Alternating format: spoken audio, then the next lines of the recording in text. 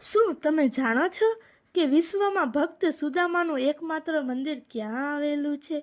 એ છે ગુજરાતના પોરબંદર, જેને પ્રાચીન કળામાં સુદામાપુરી કહેવામાં આવતું.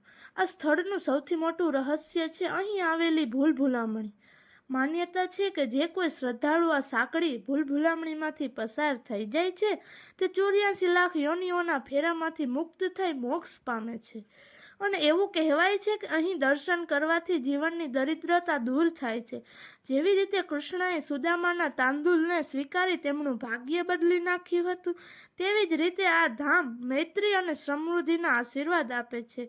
તો તમે જ્યારે પણ પોરબંદર જાઓ ત્યારે આ રહસ્ય અને પવિત્ર ભૂમિને જરૂર યાદ કરજો અને આ સુદામાપુરીના જરૂર દર્શન કરવા જાજો. જય શ્રી કૃષ્ણ. અને આ સ્થળ રહેવાનું છે પોરબંદર, જ્યાં તમને મળી રહેવાનો છે મોક્ષનો દ્વાર. જય શ્રી કૃષ્ણ.